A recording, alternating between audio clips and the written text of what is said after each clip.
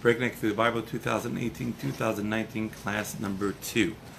Alrighty, so welcome back to all the people that were here last week. Welcome to the people that weren't here last week. Glad you're able to join us. And okay, so last week we went through introduction to the Torah, right? Why God writes the Torah, right? That this is a book of morals and values, right? It's here to teach us about morals and values, and so therefore, when you read the Torah, you always have to understand what moral or value the Torah is coming to teach us, right? And so that's kind of is what we have to kind of focus on, and to understand, right, what the Torah is coming here and teaching us. Okay, so basically then we talked about God's fingerprints in the Torah. Then how do we know that God wrote the Torah?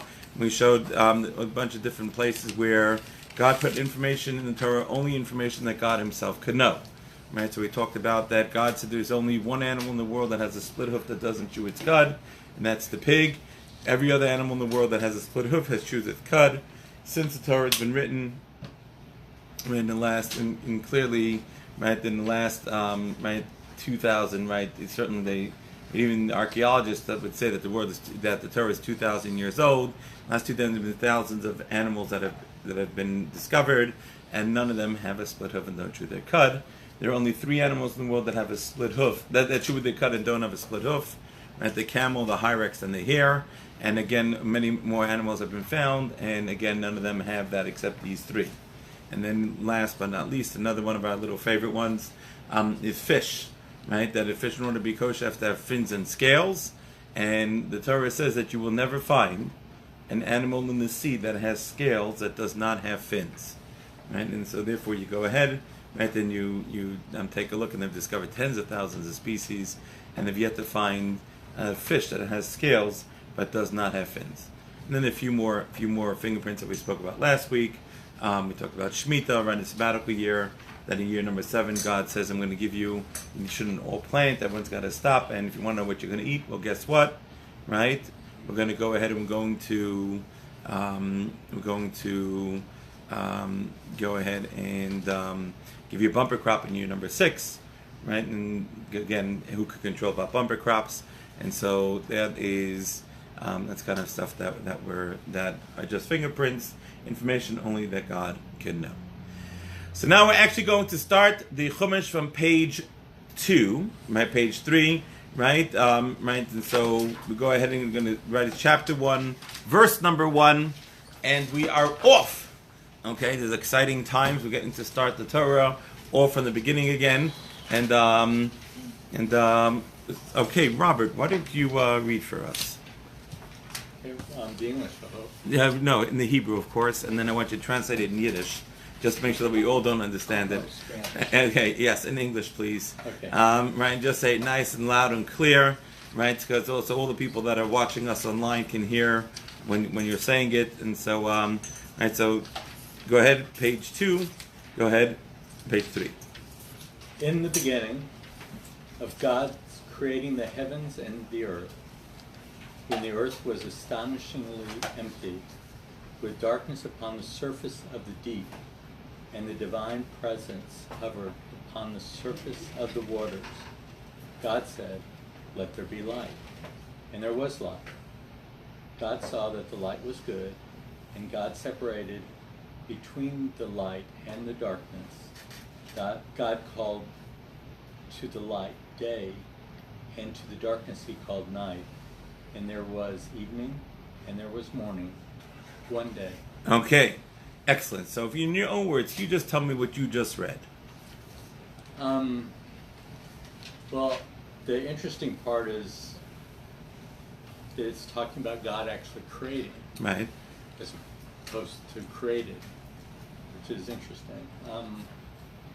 So He's created the heavens and the earth, and that it was empty. There was nothing. Nothing. Okay. And from the nothing, there was what was created, and that there's divine presence hovered over the. So He hovered over the waters. What waters? When did He create the waters? Right, space. Fire, water, earth, and air. Created right about. Darkness upon the surface of the deep, Yeah, so when did he create the deep? We must have created it ahead of time, right? Yeah. Not so simple. No, it's not. Okay. Just checking. Okay. And then he said, "Let there be light," and there was light. And he saw the light was good and separated the light from the darkness. Right. And he called to day. the light day, and he called to the night, the night. light, the darkness night. Excellent. Then it was evening, morning, one day. He said, in one day. Right. Okay. So let me ask you a question. So what did he? If someone was to ask you, what did he create on day one? What would you answer?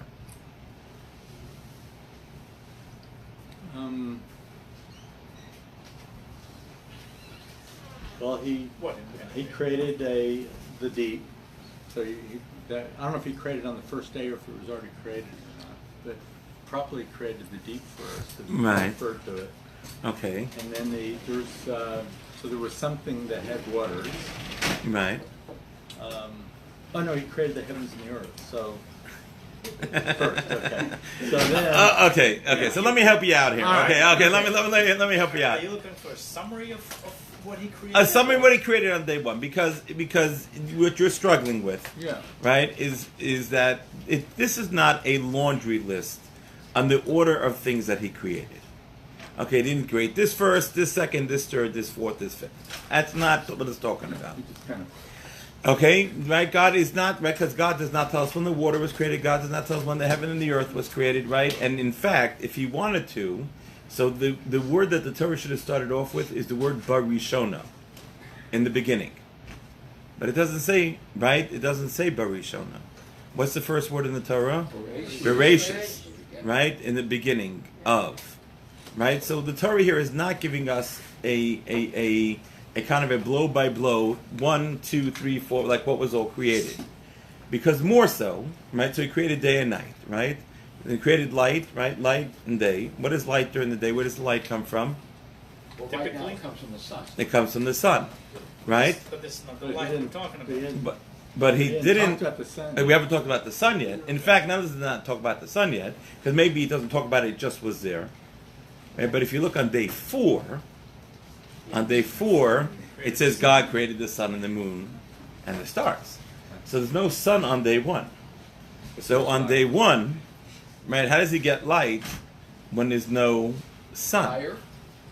Right, you're following the problem, right? We got an issue over here, Fire. right. There's no sun, But there's light. but there's light. There's day, there's night, and that's even worse, because how do you have a day and a night Without the sun. without the sun?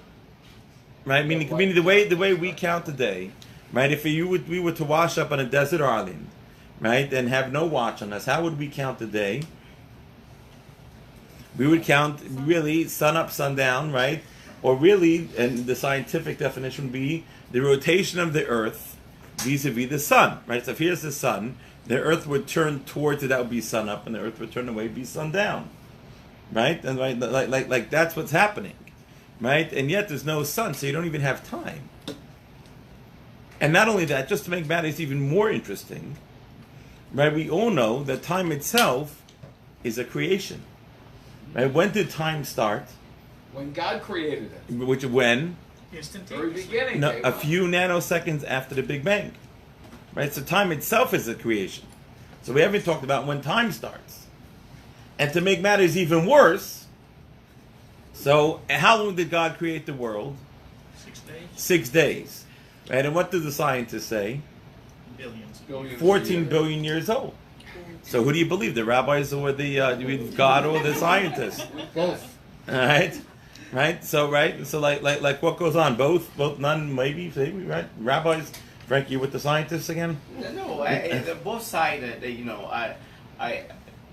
The accuracy of the creation of the world, only God knows what happened. Right. We cannot take a guess. Right, we'll take a Nobody guess. says Good. Right. Right. But we will never get there. So I don't think that it's a big mystery there. It's a big mystery. Okay, so very interesting. So, God day is about 2 billion years.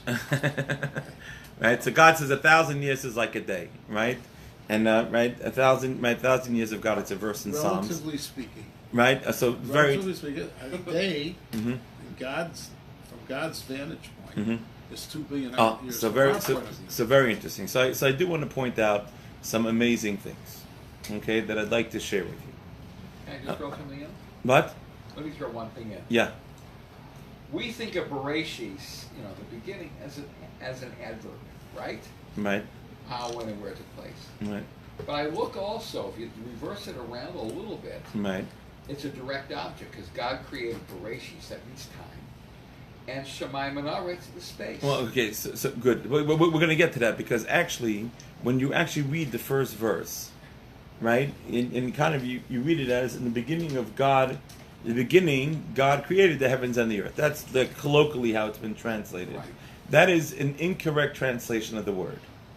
Okay, Bereishis bara Elokim. It starts with the beginning of God's creating the heavens and the earth. When the earth was void and desolate, and darkness was upon the face of the depths, and God said, "Let there be light." So if you can imagine it, so the way I imagine it is as follows. Okay? Imagine you're sitting in a movie theater or in a play and you're about to watch a play. The curtains pull back. They click on the light, and on the stage you see depths of the water and God's Spirit hovering over it. The image that always comes to my mind, and if you saw the Planet of the Apes like in the 70s, Yeah. okay, you ever remember like the opening scene of Planet of the Apes? Yes. Like it was like a swamp and like this water, and then there's like smoke on top of the water, right? Like that's. And so when it says right, the water was covered in right, the earth was covered in water, right? And so then what happens is the Spirit of God was hovering over the water. Then God said, "Let there be light." Click, the light turns on. So we're preset. The world, right? The Torah is not even bothering telling us where the water comes from, where the heavens come from, right? And where the earth comes from. The Torah doesn't talk about that at all. Right. The Torah is just saying, listen, from here, you have the water out there, and at that point in time, you go ahead, and then you have this God Spirit hovering over the water. By the way, very important, by the way, what idea do we learn from God's Spirit hovering over the water? What's the God question? is a master, though. That you learn the idea of going to a mikvah. You ever heard of going to a mikvah? Yeah. Immersing in Of mikvah? course. So what happens is like this. I'll explain to you how a mikvah works. You see, when you go underneath the water, can you breathe? No. No, you're surrounded in water. And as soon as you come up from the water and you take a breath, what's that first thing that you're breathing in? Moisture. Oxygen. The Spirit of God that's hovering on the water. Oh, really? Okay. Okay? So when somebody goes to a mikvah, what they're doing is they're bringing God inside of them. Right? When they go underneath the water, right, they go ahead, they shut off, they can't live. Right? Where we can't live, we come up and we take that first breath, the verse you think of, and the Spirit of God was hovering over the water. And that's what you do when you're breathing in, you're taking that, you're internalizing God inside of you. Right? Even That's though it is oxygen, though. Right, correct. But God is oxygen. That's very good. And so, That's what- right. So what happened? Right, you understand? Okay. Yes. So, It's actually air. when the Torah talks about creation on the first day, Yeah. the translation says one day rather than Day one. Day one. Yeah. Can you explain that? Oh, for sure. But you're jumping ahead to verse 5. I'm still stuck on verse 1. But just because I will humor you. Thank you. Okay. And it's called one day instead of the first day. What? That's all there is just that one day. But more than one day. But God's creating. God is now is in the It's process expressing the concept of oneness. of oneness. There was oneness in the world, because on day one, God was alone in his world. Right. So it says one day, because that's the day that God was alone in his world. The angels were not created until day 2. And that's why it says one day, right? Because that's how that God was alone in the world. Okay, angels were not created till day 2. Right. That's why it says, right, the one day, the idea of one day that is the oneness being in the world. Now, let's go back for a minute. Let's go back to the word Bereishis. Okay, the word Bereishis is very interesting. right? So what is the first letter that God chose to create the Torah with? Base. A Beis. What does Beis stand for? Bracha. Bite. Bracha. Home. Okay, a home, Yeah. House. house. How does Beis stand for a house? Bite. That's the word for house. Home. You spell out the word Beis. Yeah. Is spelled Beis Yud Saf, which is the same word as house. But okay, but more than that. But it's very interesting. When God gave the Ten Commandments, what's the first word in the Ten Commandments? Anochi and Aleph. An Aleph. So why does God start the Torah with the Beis and not with the letter Aleph? That's the first letter in the alphabet. In fact, I want to show you something amazing about the letter Aleph. Okay? I'm going to show you something amazing about the letter Aleph. Alrighty, it's really worth it coming to class today just to see this. Okay?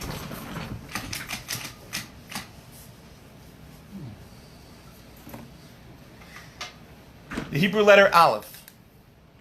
Okay, Aleph is, what is the value of an Aleph? 1. Who stands for 1? God. Right? You know, at the end of Passover, you say, who knows 1? I know 1. 1 is Hashem. 1 is Hashem. 1 is Hashem. In the heavens and the earth. Okay, who knows 2? I know. I know 2. 2 are the tablets that Moses brought. Yet the tablets start with an Aleph. And the world starts with a base. Let me show you something interesting. So Aleph is 1, which is very interesting. So I want to show you something very fascinating. Here is the letter Aleph. Yeah. Okay, this is how the letter Aleph looks. The way you spell the word Aleph, you spell it with Aleph, Lamed, Fe. That's how you spell the word Aleph. Okay? And what else does this word Aleph, Lamed, Fe stand for? Aloof. Aloof. What is aloof? General. General. Or champion. Or champion. Or number one. So it's Aleph, it's a general, right? Right? Or Aleph, 1,000, right? Because, right, 1 Aleph, right? When we write in Hebrew, when you want to write 1,000, how do you write 1,000? You take an Aleph and you put a little shmagegi over there. That's 1,000. That's the same Aleph, okay? Right? Because 1,000 is a perfection of 1. But I want to show you something fascinating about the letter Aleph. Okay? Watch this. The letter Aleph is made up of 3 letters. Okay? There's a Yud, and a Vav. Okay? Does anyone know what the numerical value of a Yud is? 10. 10. And Vav is? 6, which is? 26. Does anyone know God's name? A Yud and a Hey and a Vav and a Hey? 26. Right? God's name. A Yud, a Hey, a Vav, and a Hey. This is 10, 5, 6, 5. 26. Equals 26. Right? So the Aleph actually has God's name encompassed. It's written using God's name. Right? And it's written, there's a 10 above. The 10 spiritual worlds. You have 10 below, which is 10 physical worlds. And what does Vav mean? And it connects. And there's a connector. And how do you say hook in Hebrew? Vav. Vavim is a hook. Right? So you have, right, so connecting 10 upper words, 10 lower words, all in the letter Aleph. But Aleph is the symbolic of God. You got that? Okay, so now, if God is symbolic of 1, right, doesn't it make sense that the world should start off with an Aleph, not a base? Yeah. Rabbi, Yes. if I play lottery for number 26, I have a more chance to win. Is that what it is? Even though you're allowed to gamble in Jewish law, is that the question? And it's a Mega Millions $650 million thing. So if you buy a ticket for data, you're allowed to buy a ticket. That's okay. So it should start with a. It should start with an Aleph. It should start with a base. Why should it start with the base? Because it does. Yes, it does. Excellent. So why does God start with the base? Why does God start the world with the base?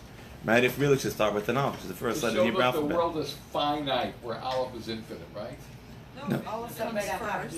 Hashem was Great first. guess. Right. I like that guess. Base is the world, so that's second. So very interesting. So the answer is like this. What existed before the world existed? Only Hashem, only God. Only God. What about space? No. God created time and space. No, there was no space. He filled up the whole space. No, right. There was no space because space is limiting. God is above space, right? So God, right? God existed, nothing else existed. Got it? Yeah. God existed, nothing else existed. So if God existed and nothing else existed, right? So now, as soon as God created something outside of him, it means what happens, God has to make room for the world to exist.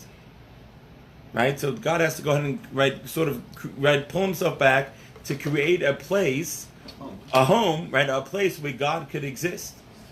And so all of a sudden now, for the first time, you no longer have oneness, but what do you have? Two, separation. What's the job of us? What's our job in this world? To create one. To take these two, right? What is outside of God, right? And to bring it all back to God.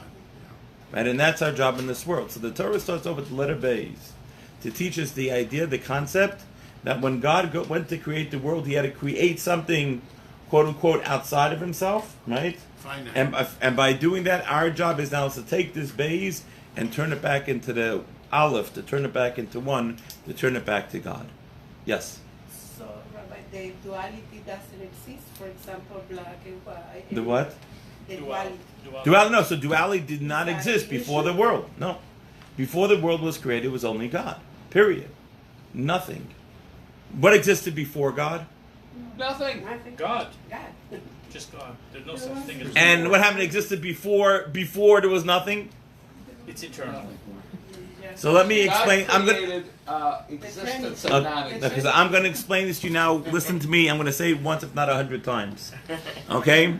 Let me explain to you. That question is a trick question. Don't let me fool you like that again. Okay? You come into class. You can't let the rabbi fool you. Okay? I'm going to explain it to you like this. The only time you can have the idea of before and after and now is only when you have time. Okay, so for example, if you imagine this is the world. Here's the Big Bang. Here it starts, right? And it goes ahead, and now we're somewhere over here. So now inside this bubble is time. We have yesterday, we have today, and we have tomorrow. Right, to follow, right? We have yesterday, today, and tomorrow. We have all three. But that only exists within this bubble. If God, who is over here, right? So what happens to God? Is there yesterday? No. Why is there no yesterday? Because there's no time. So a switch is either on or off. It's either yes or no, right? You're following? Right? And so therefore, when there's no time, you can't ask what existed before God. That question is a nonsensical question because there's no time. Mystery. So, not a mystery. It's very simple. No time. There's no time, which means God exists, nothing else exists. So you cannot ask the question, what existed before God? The answer is, there's no time. God exists, nothing else exists. Yeah, it's beyond our comprehension. Frankie. Don't argue, Frankie. I'm going to teach you. I'm trying to get it into your comprehension. Listen carefully. All right. Okay, we're working with you. I know. I got the B class, but that's okay. Okay. We're gonna try to get you there. Okay. Yeah. Right. You understand? You only inside time. You have the concept of yesterday, today, and tomorrow. Right. If you're above time, Then there's no such thing. So which comes fascinating. So our entire life happens yesterday, today, tomorrow because we live in the time. But for God, how does He see our life? No time. All at the same time. Yeah. Right? Because for God, it's all the same time. So you want to know how God knows the future? The answer is because the future is now. Only for us do we see it. If you could imagine, imagine I take you to a movie theater. In the olden days, we used to have those films are real. Those films are real. The reels of film. Right? Reels. Right? So, Just not film. yeah, and so what happens is when they go, so you're seeing one frame after the other. Right. Right? So for God, when you unwind the whole reel, it all happens at the same time. Can I just, as a trial attorney, Yes. Oh, we're gonna have a lot of fun then. Go ahead. I've been in situations where I've been in trial and I feel like it's taken years off my life. You know? Whereas you're at a beach vacation, you're like, ooh, you know, settle down. And your perception of time is different Right. in those moments, you know. Right. You know, just like there's infinity of years, you know, assuming could have been before, you know, the earth was created, and infinity years after we all die. Mm-hmm. You know, there's like infinity smallness too. You know, I'm sure everyone's heard like you know, what's shorter than a second. You know, half a second. It's shorter than half a second, millisecond, Right. nanosecond, whatever. Right. And it's all about like you know, ultimately what a second is whatever it means to you. Oh, it's a measurement of time. Well, it's a measurement of time, but it's like it's a measurement of meaning. Well, it depends what you do with it. Your Yeah, second. what you do with it. Yeah.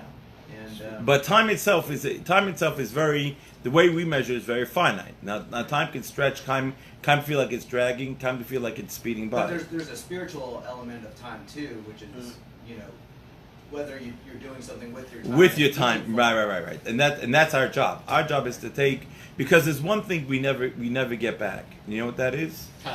Time. Right? You ever heard I'm gonna have to kill some time? Yeah. Heard that expression? Yeah. Yeah. In Judaism, we don't say have to kill some time. In Judaism, we say we're gonna murder time, because you'll never get that second back. This second that you have, you'll never get back. You might get another second, maybe yeah, maybe no. Okay, but you'll never get back this second. So therefore, every second is precious, because every second you're able to either go ahead you could go ahead and you could get eternity, you could acquire eternity with it, or you could go ahead and you could blow it, right? And so every second that we have, it's so precious, because that's what we have in time. Right? Time is this eternity that we have, and that we're able to do. Potentially, it's a potential. Right, it's the potential that we have. Right. So the Torah starts off with the bays, with two, because God's saying, understand, I'm creating something outside of me, and now I'm giving it to you, and your job now is to bring it back and bring it back to godliness. And that's what God chose to begin with the bays and not the aleph. When it comes to the 10 commandments, right there it starts with an aleph. Because God says this is the way, these are the rules for the world. And this is how the world rolls. Right? And so now we take that and we take those 10 commandments, right, or 10 statements, we have 10 utterances, and we take them and we use them to bring the world to completion. So how long did God create the world for? What'd you say? How long did God create the world for? How long? How long? It took him no time to do it. I didn't say in how long. I said for how long. For how long? For as long How as long he are we sees here fit. for? How long are we here for? We don't Each know. individual? No, mankind. Well, Was we've that- been here for about, what, 5,000? No, right now we're near 5,779. We're running out of time. The sand clock is ticking. Okay, right? We're here for 6,000 years. A maximum of 6,000 years. When God went ahead and created the world, He created the world for a maximum of 6,000 years for the world to reach its completion. That's why there are 6 days of creation. So- 1,000 years is like a day, right? So we have 6 days of creation, we have 6,000 years. In fact, if you take a look at the first word in the Torah, what's the first word in the Torah? Bereishis. If you divide that word in half, it's a compound word. It's a what? Compound word. Right? What is that word Bereishis made up of? Ray. Bara. Sheep. Torah. He created. Shis. 6. 6. He created the world for 6,000 years. Right? You take a look. How many alephs are there in the first verse in the Torah? Maybe 6. I'm sure. You're quick. I'd have to count. 3, 4, I'm already 5. reading your mind. Uh-oh. 6 out. 6 alephs. 6 aleph, because aleph is 1,000, right? We said aleph is 1,000. There's 6 aleph because the world was created for 6,000 years. That's how long the world is created for, right? And our job is to bring it to completion. There's lots of thumbprints. Oh my gosh, if I would tell you what's going on here, it would blow your mind like to smithereens. Like it would be so messy. That's why I don't do it, because I'd have to clean up afterwards. And it's not. I mean, should I tell you what the Vilna Gaon says? The Vilna Gaon says in the first word Bereishis, every single mitzvah is included in the first word. All 613 mitzvahs are included in the first word. So somebody said to me, what does it talk about redemption of the firstborn? It says very simple. The word Bereishis stands for Ben Rishon Achar Shloshim Yom Tifta. The first son after 30 days you should redeem. That's what Bereishis stands for. He said every single mitzvah in the Torah is included in the word Bereishis. Okay? It is like smoky. I mean, this stuff, like, I'm telling you, it's like smoking dope. Like, it's unbelievable. Like, you will walk away your head, like you start feeling bad for people who don't study this stuff. Because you say, like they're out to lunch, like they're missing, like, this stuff is the greatest stuff on earth. It's like... So say that again. Okay, Ben Rishon Achar Shloshim Yom Tifta. The first son after 30 days you should redeem. Right? Right, that's one of the mitzvahs in the Torah. We were hoping to have to do them. My daughter-in-law had a girl today, so with no pigeon in the bend, so we're gonna have to call that one off. Okay, right? But that's okay, right? But that's right. And to call off the bris. I saw Rabbi Shaul tonight. We were eating supper in Kosher Palate, and Rabbi Shaul says, "Darn it." I said, "What do you expect? Epstein's only have girls." So anyway, so he says this is the next one. Okay, right? So it's, but that's the mitzvah. The firstborn is included. He said every single mitzvah in the Torah is included in the first word. Yeah. So does it say 6,000 years specifically? Bereishis. Take the word Bereishis, split it in half. He created 6,000. You mean He created the world for 6,000. That's okay. And then the Talmud spells it out. But yes, what I'm saying. But even in the first. Well, what about the seventh millennium? So the 7,000th year is the time of Mashiach. Yeah. And then really there's an 8,000th, a 9,000th, and a 10,000th, which is when the world we reverse the process of the world being a physical world, and we take it into being a spiritual world, which is very fascinating. How many different sounds are there? How many different what? Sounds. Do, re, mi, right? Oh. Right? What? Right? How many? Do, re, mi, fa, so, la, ti. Do. Right? Do. We said the seventh, right? Okay. 7, but there's going to be an 8th note that's going to be discovered at the time of Mashiach. And that's taking it above, that's taking the world out of its physical and kind of begin connecting it to the spiritual. That's why 8 is always considered above. And you have 7 in nature. Okay, so you have created 6. Okay, so he created 6. The world was created for 6,000 years. That's what he created the world for. That's how long we have to bring the world to its completion. How do we bring the world to its completion? Study Torah, and then what do we do when we study Torah? We bring the world, we bring God back into this world, right? That's our job, right? Our job is to infuse godliness into this world, right? That's our job, right? You understand, right? Like that's what we, and by the way, we, the Jewish people, are tasked with this task. This is our task. We have to teach the world? We have to teach the world. We have to bring godliness back into the world. Abraham accepted responsibility for the rest of the world, and our job now is to go ahead and to bring the world into its completion. That's our job, right? Okay, you understand? By teaching the Torah? By teaching how to be a godly people, right? That's our job, right? To learn to be a godly people, learn to emulate God. That's right? why we declare us a kingdom of there we go. A kingdom of priests and holy nation. What's the job of a priest? What's the job of a Kohen? What? To lead. No, what's the job of a Kohen? To teach, right? And right, the job of a Kohen is actually to take the world, right? Is right, the Kohen's job, right, is to be the connector between the Jewish people and God. Right? The Jewish people are a nation of priests because our job is as a people is to be the connector between the world and God. Right? And right, so we connect the two. That's what it means, a nation. That's what it means, a nation of priests. So the rabbi position is not between you and God. So you have you're gonna learn from the rabbi, but you have your responsibility to connect yourself to God. To connect yourself to God, but not only to connect yourself to God, right? Ultimately, it's to connect the world to God. Okay. Right? Right? We're beyond just ourselves. Our job is to teach the world. When are we going to go out and teach the world how to serve God? After Mashiach. When the Mashiach comes. What's our job to do? What's our job today to do before Mashiach comes? To learn to be teachers. To learn to be teachers. Right? How do we learn to be You teachers? listen to Rabbi. By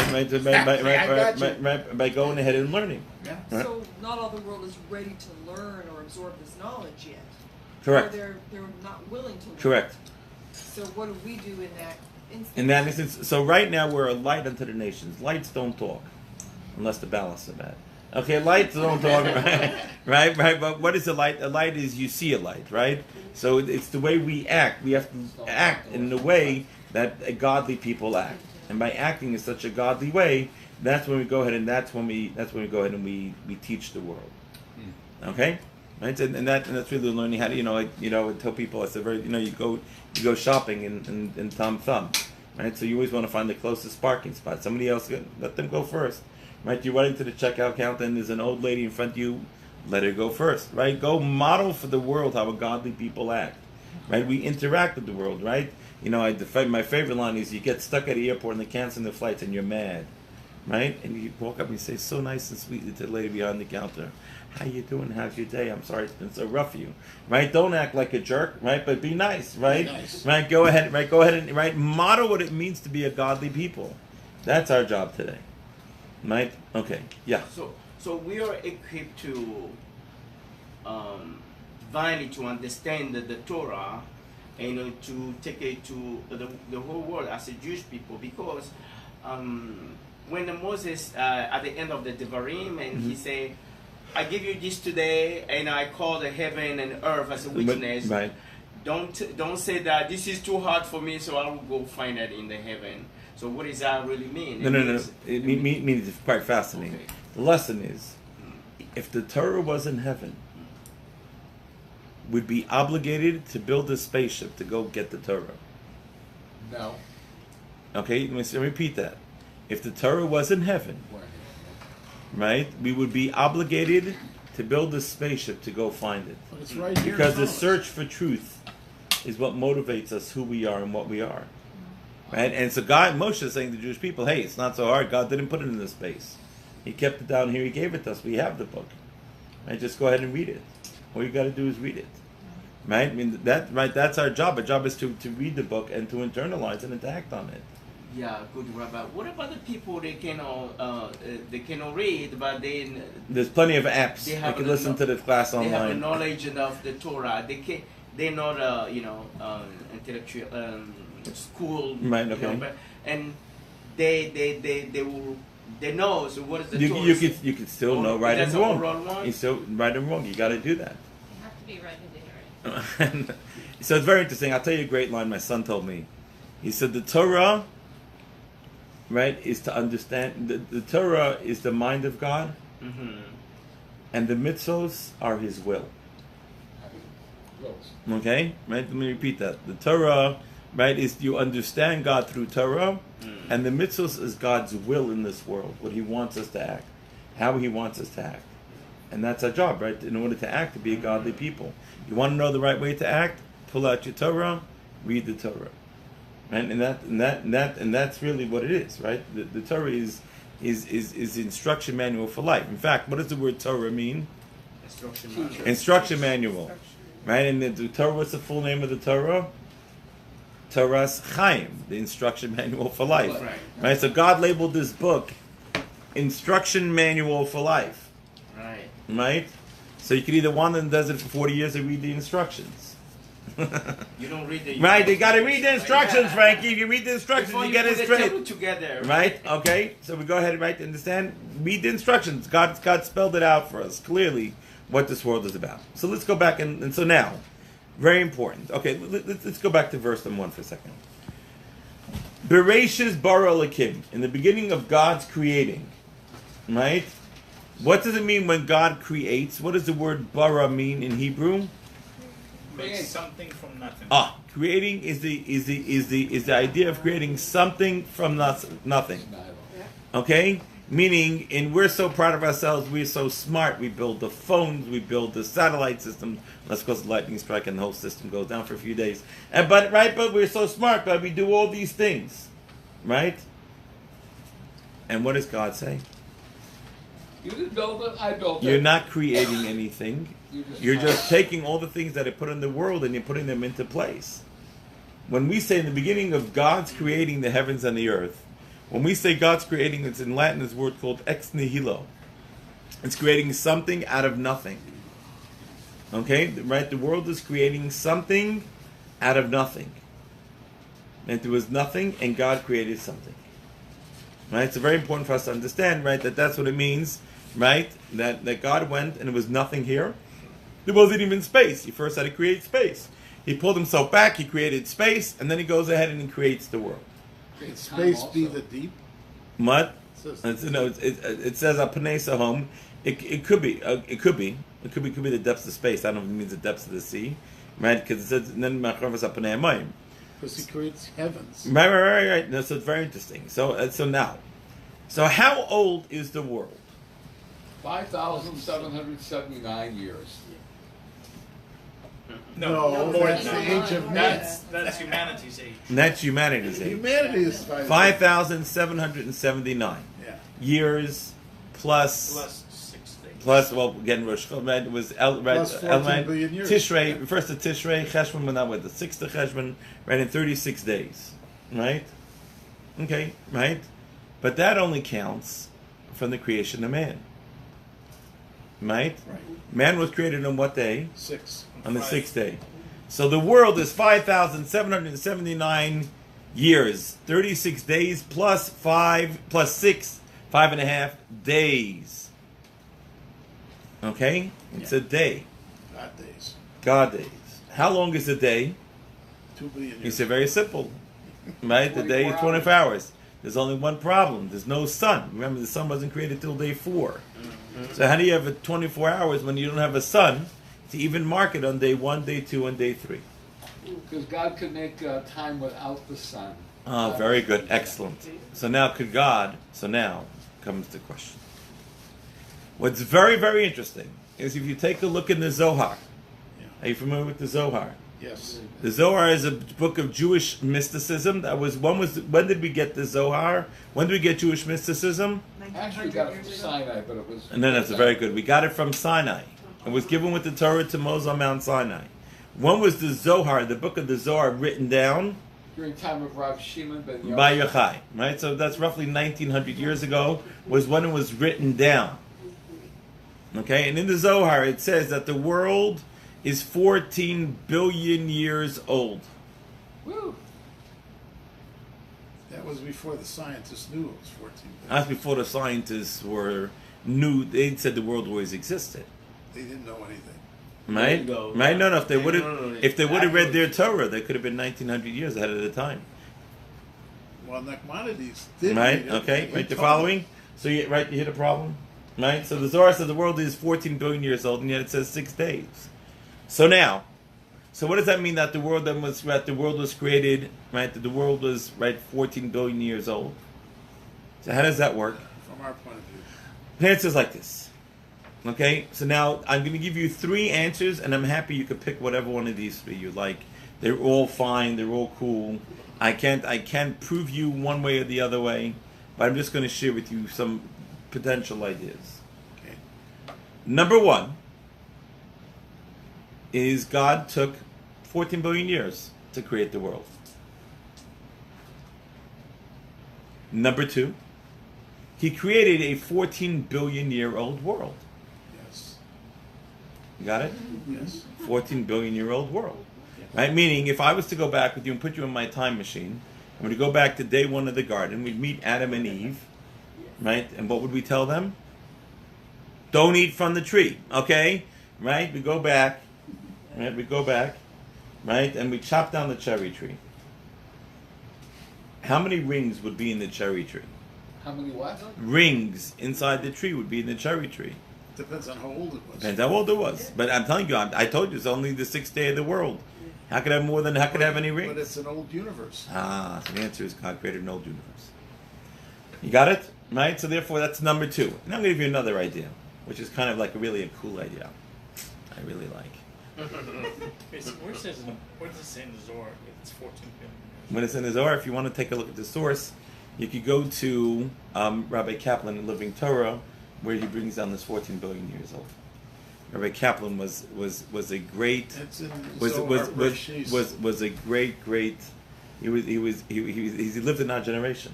His daughter actually was in my sister's class. Aryeh Kaplan? Rabbi Kaplan. His daughter was in my sister's class in Monsey. He was like 52, brilliant man, and he had a freak accident. He was changing light bulb in his kitchen. He fell off the ladder and broke his neck and died. But any of his books that you can never get and read, go read them. They're unbelievable. Yeah. Unreal. Rabbi Aryeh Kaplan, incredible. And they say he has manuscripts that are just really like way more than what's even published. But I actually had a in friend. The Zohar, it's in Brereishis. I'm sure it is right over here. And so if you take a look, if you actually had a friend of mine that was once with him. They were at an NCSY convention in L.A. And it was Saturday night. The kids were out, and so Rabbi Kaplan says to my friend, "Do you want to go have some fun?"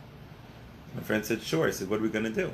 He says, "We're going to go to the Sanskrit cult, and we're going to discuss religion with them."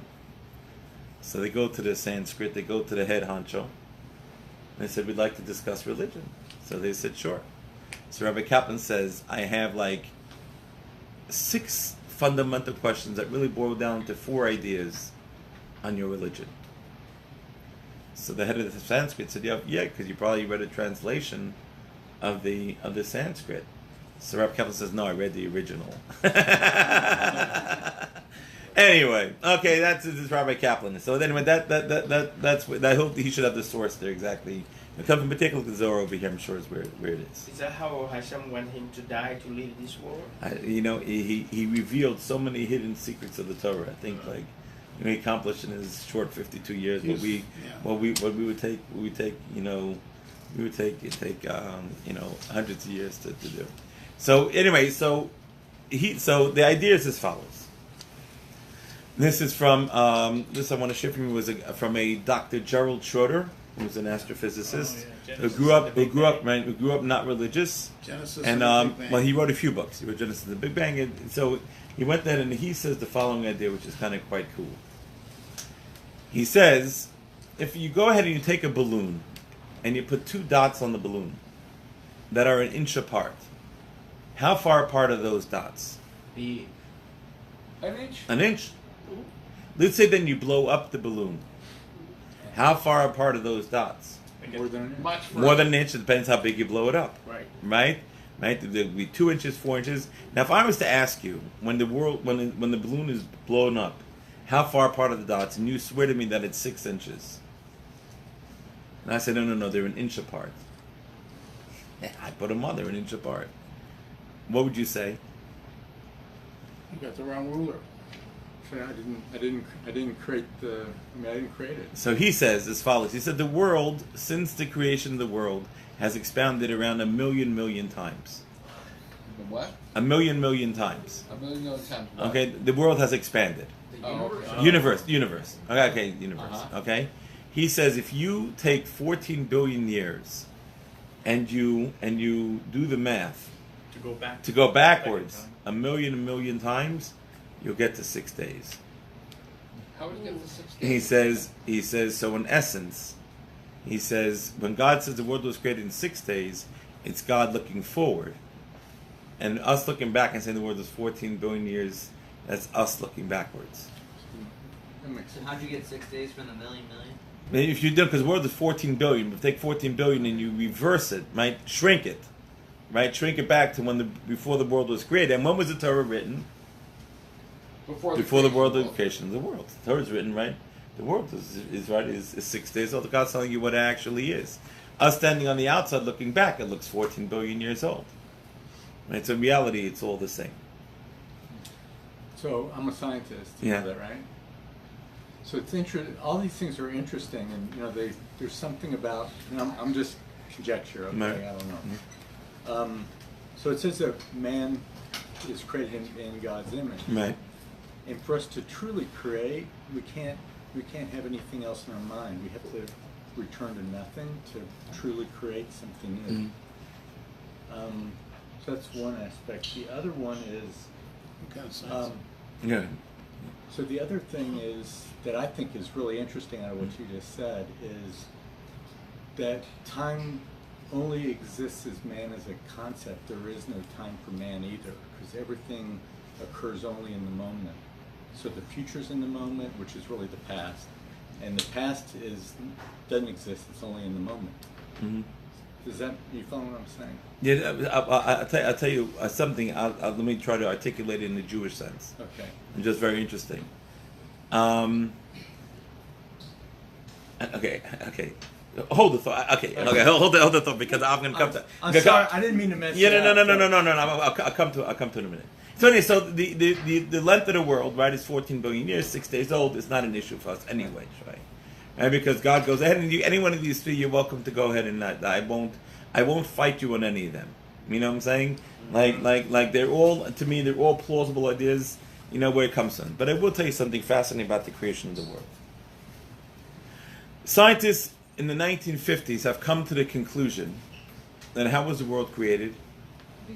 Big Bang. Right? Okay, right. Big Bang. Right? What does it mean, a Big Bang? So basically what the scientists say, the Big Bang is that God created a we'll call it a mustard-sized seed of matter or energy in the middle. Okay? And then there was this Big Bang, like this black hole, that the entire universe was sucked into this black hole. And then there was this big explosion, and out of it came the universe. It's the scientists say how the world was created. Okay, a layman. Okay. What I want to show you is something pretty cool. Do scientists have anything that can escape from a black hole? No. There's only one thing that can escape from a black hole. An infinite energy source. Is there anything in nature that's an infinite energy source? No. No, everything is finite. Remember last week we were talking about if we had to define God, what would we define God as? We said energy would be like the best, right? So God is an infinite energy source. So scientists, when they say that the world was created from an infinite energy source, they meant God. They can't say God, because that's not very scientific, right? But that's really the Big Bang. But I want to show you something really quite amazing about the Big Bang.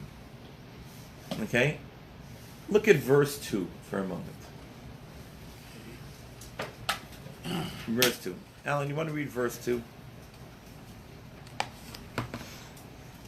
Page 3. You got it? When the earth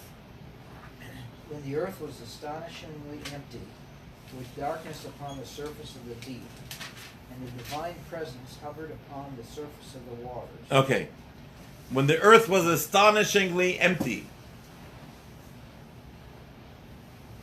Okay, and Doron, do you want to read that in Hebrew? What does that mean? The earth was astonishingly empty. V'ha'aretz, and the earth, Hayisa, was tohu vavohu,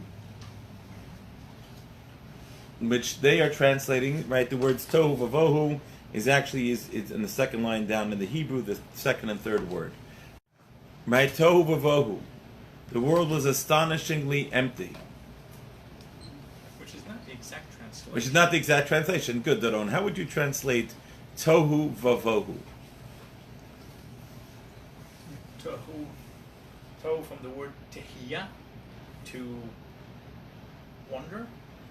Maybe. So tohu vavohu, I've looked in 10 different English translations for them to translate the words tohu vavohu. And every single one of them has a different translation of the word tohu vavohu. Okay? Every single one has a different translation of the words tohu vavohu. Got it? So I'm going to share with you what Nachmanides says the words tohu vavohu are. Now, have any of you heard of Nachmanides? Nachmanides is a great Jewish sage who was born, I think, in year 1194, 1204. Right? Nachmanides was born in Spain. A great Jewish medieval commentator. Probably the second or third most important commentary on the Torah. Okay, who was the first most important commentary on the Chumash? Rashi? Rashi. Called Rashi. right? Rashi and Unclus, right? So that's 1 and 2.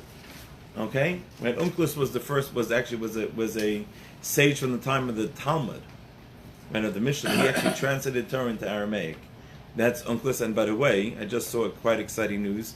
Art Scroll actually went and translated the Unclus. And so actually, it's fascinating. They translated the first. So Aramaic. That's and you always see that Rashi will always quote Unclus.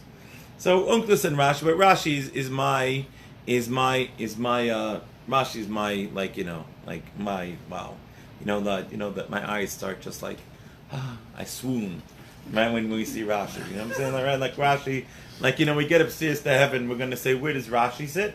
We want his section. Okay, like you know what I'm saying? Like that's right. That's what you gotta see. Okay, he's probably the most important commentator for that day. No, today. Today, when you read the Chumash. Yeah, but today's a rabbi. So sometimes you see the inaccuracy on Rashi commentaries. Compared to today's day. Yeah, but still the foundation is. Yeah, I understand. No. Rashi is the boss. He's the king.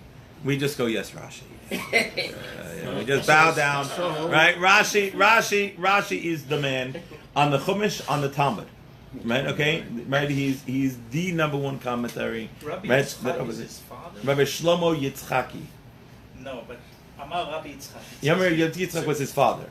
That was his father. Right, his father. So remember, so he was greater than his father. Yeah. Much greater. And we don't. It's funny. He quotes his father in the first Rashi, but I'm not sure that we have writings from his father at all. Rashi was Rashi.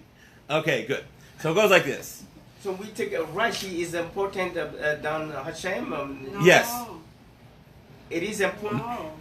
God is God, but in order to understand God, you need Rashi. Come on, Rabbi, the Torah was given to us individually in the way. So he made a great comment. I understand that, and I agree. Like I say, I read his comment a lot, and I say, this is not just me.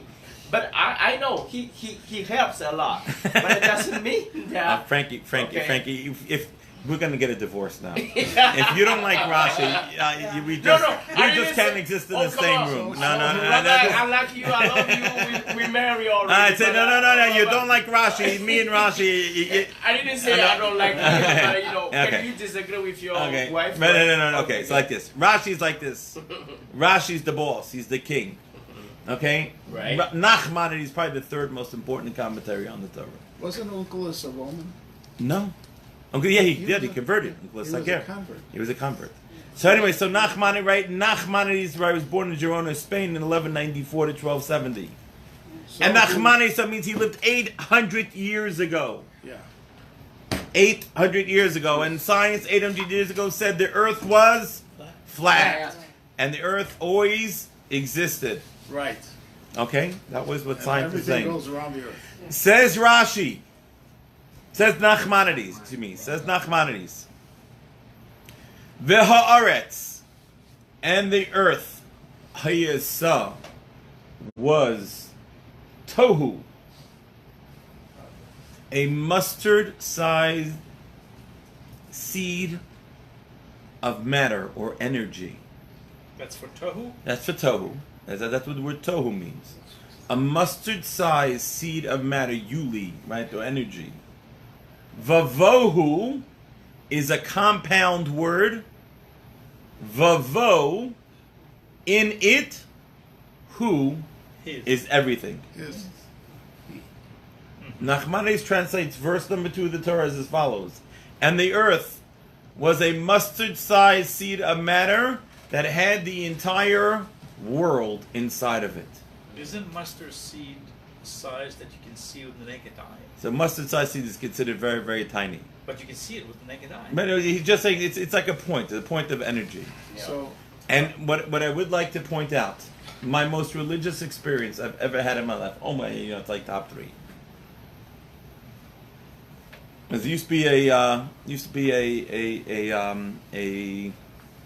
paper that used to come out, a weekly, U.S. News and World Report. yeah, You gotta remember, okay, it's OBM, it's a blessed memory, it's long gone. Who?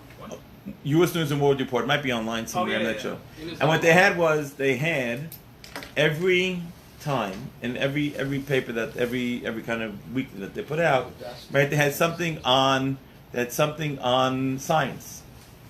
And what happened was this was when the Hubble Space Telescope was first launched. Yeah, I remember. 25 years ago. Right, okay. And what happened was it had a picture. And the picture caption was like a picture from the beginning of time when the world was just created from a mustard-sized seed of matter. What was that written? The U.S. News and World News and World Report The editor put that must have been Jewish. put that caption underneath it. They quoted Nachmanides. It was like one of the most religious experiences I've ever had. Right? And that's what Nachmanides says. That's how you understand. That's how you have to read verse number 2. The world was a mustard-sized seed of matter that had the entire universe inside of it. And God said, let there be light. What's that light? Godly Light of the Big Bang. Right? Because when the Big Bang happened, There was no light. right there, because you're talking about Bereishis, and now you're talking over here. Yeah, but I'm saying So- that the Big Bang so- did not create light. And so what happened is that you go ahead and then Just at that point energy. in time, and you go ahead and you have that the world is creating. And so Nachmanides says, right, that the world was, right, a mustard-sized seed of matter, and that's how the world was created. Right, so God pulled back, created this point of energy, matter, right, that had the entire world into it. Now let me ask you a question. How did Nachmanides know this? This is in the Torah. From the oral Torah. From So the answer Zohar. is he learned it from his rabbi. Yeah. And how did his rabbi know it? From his From his rabbi. all the way His back. rabbi. And how did his rabbi know it? His All the way rabbi. back. His to rabbi Sinai. all the way back to Moses from Mount Sinai. Right. Right? And that's if you read verse number 2. Right. And the world was, right, a mustard-sized seed of matter that had the entire world in it, right? Darkness on the face of the depths, and the Spirit of God was hovering on the face of the world. Where does Nachmanides say that? In chapter 1, verse number 2 in Genesis. Is it in the Actually, article, or- it's in the article. They might have a Ramban English Chumash over there. I know they moved them around. It's a Ramban. Ramban. Ramban. Yeah. I just want to see it. Hey, it's amazing. Yeah. Go take a look on that shelf right next to the Rashis. Right here. Move it up. Okay, no, it's not there. There's It's a lot of references to Rambam. yeah. Because I'm not telling you. Okay, I'll after class. Okay, yeah. Okay. Yes. So Arya Kaplan in his second anthology Mm-hmm. discusses the foundation stone of the universe. Calls it the eye of the universe, Mm-hmm. referring to the Temple Mount. Mm-hmm. And he said that is the place of the singularity that created the whole universe. Right. Spiritually, that's the spot. Yeah. Sure. So, but when you look into space and you're looking for where that singularity took place, where was the Big Bang, Mm-hmm. you have to look out the edges of the universe. Now, everybody thinks they should be looking at the middle. There's nothing in the middle. What the Big Bang is on the edges of the universe. That's where you get the 14 billion years later. 14 billion years later, you're getting the where was background radiation Right. From what you see. from the Big Bang is way out there. Well, I'm going to tell you something. I'm going to save you a lot of time now. So listen up. I'm about to save you a lot of time. This is the balloon. This is the balloon example. Yeah. No. It's very important. You see, in yeshiva, we don't spend a lot of time on this stuff. Why not? I'm going to tell you why. Because our job in this world is to be godly people. Yeah. Right. So we study things that will teach, that will help us become godly. Right? Which is learning how to act in the right ways of acting, interaction. And that we learn from the Torah. So all this stuff, as cool as it is and as wonderful as it is, and by the way, it's pretty cool. But you should understand, our job at the end of the day is to become godly people. Right? To learn to be godly people. So if we become by godly behavior. by behavior, right? Very good. Not by thought. And not so much by theory and trying to prove Right. what is written in the Torah Exactly. that is true. Right. But it's really by behavior, and it's learning to modify, right, our actions. so that we act like a godly human being, right? And ultimately, at the end of the day, right, the biggest compliment we could give somebody in Judaism is that you're a godly person, right? Because if you're a godly person, that means that you've achieved what you're supposed to be, which is a godly person, and that's what you need to strive for, to achieve. So everything else is all nice, like it's, like it's good, you could spend maybe an hour a year on it, like just think about it, right? You know what I'm saying? Like, but it's something that really what we need to learn is behavior. And so the Torah now continues giving us all this stuff to go ahead to teach us how to behave. But if you're awestruck, it helps you to be. Man, it inspires you to become even better. It inspires you to be a little bit humble about things. About God. Maybe you should teach it to Frankie. Okay, it's. No, wait a minute. I boost myself in the Torah. Yeah. Okay, so I will teach that. That's my energy. That's my joy. Good. That's my joy. So everything I have is in the Torah. So we have 6 days of creation. The Torah takes 31 verses and goes through 6 days of creation. Yeah. Right? Do you understand what the Torah would look like if it had to write what actually took place in creation? Right. We have books. We'd have rooms filled with books. Right? God boils it down to 31 verses. Right? Because, there's one thing we need to walk away from this. What do we need to walk away with this from? That God is creator. That God's a creator. And why do we know that God's a creator? Because it tells us that he created everything. And therefore he owns the universe. Oh, he owns the universe. God's the owner. And when God's the owner, what does God get to do? Make the rules. Fit. Right? God makes the rules, right? So that's why the Torah even begins with Genesis. Because the Talmud asks another question. If the Torah is here to teach me morals and ethics, why does it begin? Why it should start with the middle of chapter 12 in Exodus should be where the Torah should begin, because the entire book of Genesis, there are 3 commandments in the entire book of Genesis. Those 3 commandments are repeated later on in the Torah. First 11 chapters of Exodus again have no commandments. The commandments really start from chapter 12 in Exodus. So the Torah should really begin from chapter 12. Right? Why from Exodus? Why is it starting from the whole book of Genesis and a third of the book of Exodus? There's no reason for it. No, except for man. Well, the creation of man. No, I'm saying except for man. The what? We couldn't start it in the middle. We would need.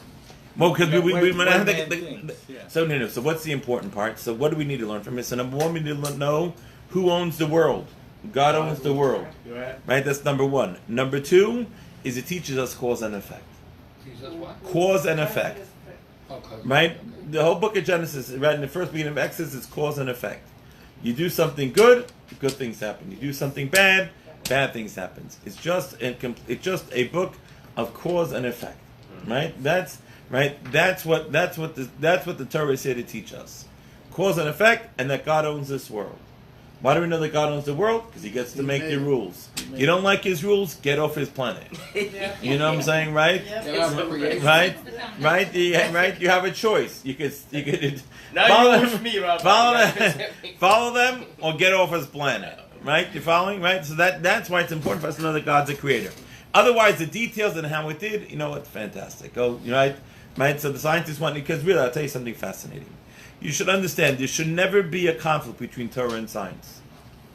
There should never be a conflict of Torah and science. Because the Torah is God telling you how he created the world, and the scientists are trying to figure out how God created it. So they're taking the long way around because they can just read the book and they get the answers.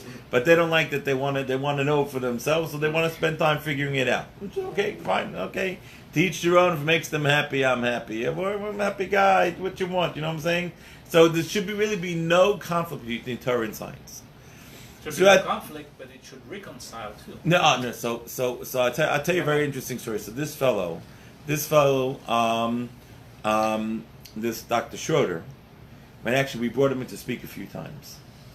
And one time he was going from here, he was heading down to Austin to debate a famous atheist on UT named Weinberg.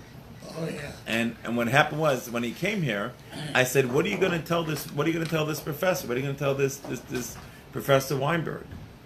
Right? So he goes. He says, "Well, very simple. He says, I'm going to use his numbers on how he says the world was created. And then I'm just going to show him how it says that in the Torah. Right? He says, because if you think there's a conflict between Torah and science, he says, either you don't know your Torah, or you don't know your science, or you don't know either. Yeah. He said, this guy Weinberg is a smart guy, right? He's a smart guy, and he says, right? He says, I get it, right? I know how I know science. He's right, but he doesn't know Torah. He says, what I'm going to do is show him what the Torah says. So really, there should be no conflict. So therefore, Torah and science to us, you don't have to choose Torah or science, right? You should really be able, right? Both of them should go ahead into, right? They should lead to the truth. And the Torah is God saying it, and science, right? Science should really should reaffirm what it is, right? And that's why also it's interesting. Maimonides said, that's Rambam. Maimonides. That as long as science fits Torah, it'll usually be right. Right. He said if it doesn't fit Torah, it's usually wrong. Well, that's because that's happened. It hasn't gotten to the end. You know, the example I like to use is my little nice example. In 1950, they said every time you had a heart attack, what should you do? You should eat an egg a day, because that will help you. So let's say, for argument's sake, and the Talmud would say after you have a heart attack, you should eat an egg a day. So in 1950, you would say the Talmud is true. Right, by 1980, the scientists are saying, oh no, don't eat eggs. Eggs are terrible for you to have. Maximum like one a week if you have a heart attack, right? Stay away from the cholesterol. And egg sales plummeted.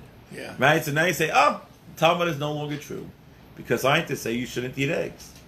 Today, right, 2018, they're coming back saying the eggs really aren't that bad. You probably could eat the eggs. Yeah, but right? So now, thank God the Torah is true again.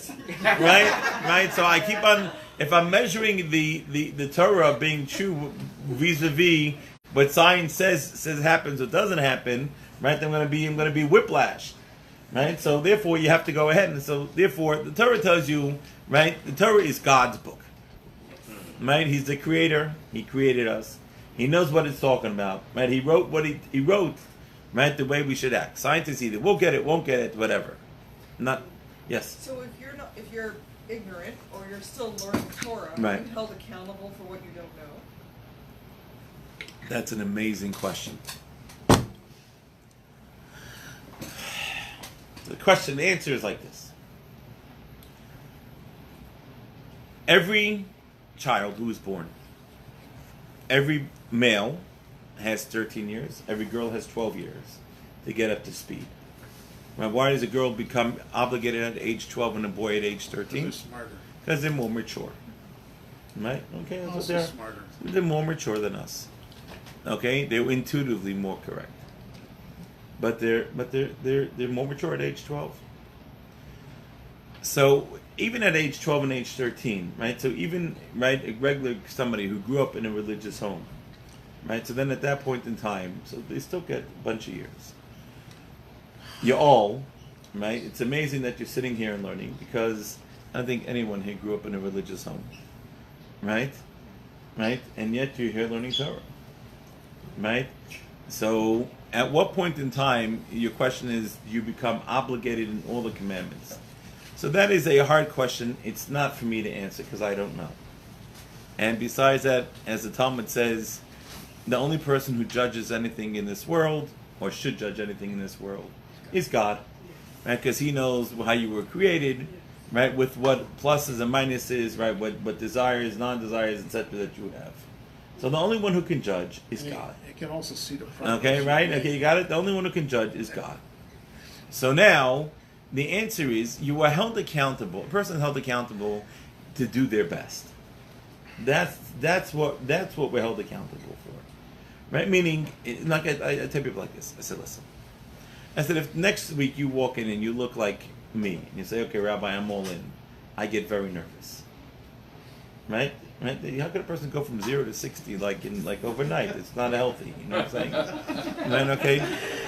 Right? Okay. You can wear a red shirt in between your shirt and the white shirt. It's okay. Right? Okay. Right? You can wear a red shirt, or you're like, well, like, yeah, I don't know. Okay. And I'm saying it's not important. I'm wearing gray. Okay. Right? Okay. So what happens is, right? So that's not my job. Right? Your job, all our jobs, is to say, are we doing our best? Yes. And if we're doing our best, that becomes sort of that becomes the bar. Now, I will tell you something on that note. Okay, you know why you were created with two eyes? Why? To see better. No. I mean, God could have put us, with those, like the Martians with the one eye on the top, and then 360 view. Right. The second, He could have created us with the Google eye, right? We can get 360 view, right? That's He could have created it, right? Just parenthetically, by the way, the Talmud says if you have to give up your eyesight or hearing, what should you give up? Hearing.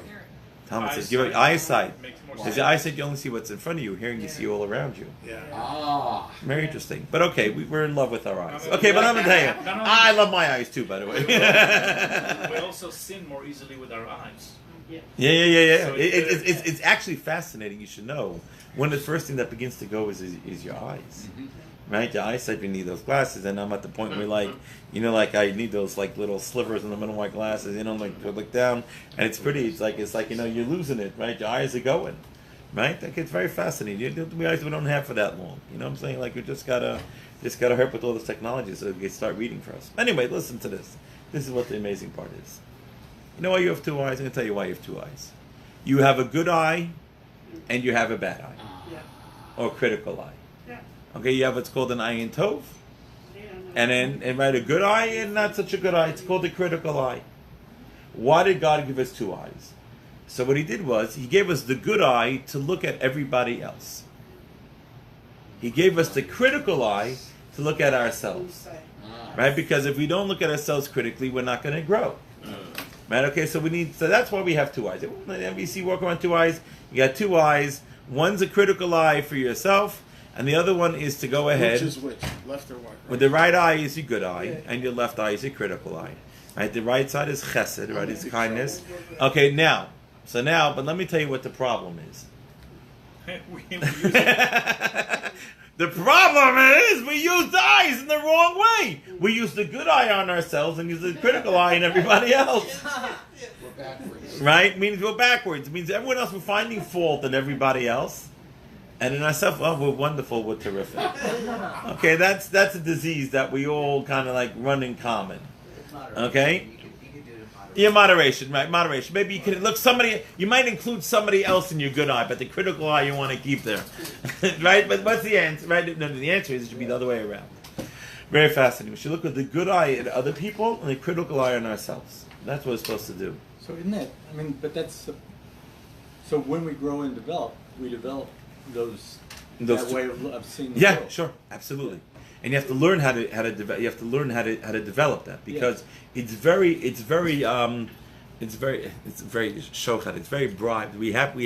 It's very easy for us to look at ourselves and we're doing our best. It's tough. We had a rough day. Okay, we don't have to go to class tonight. We could just kick back and relax. We really needed. We had a rough day. Okay, we'll take it easy, right? And we could go and we could go ahead and we could sweet talk ourselves into really deserving anything.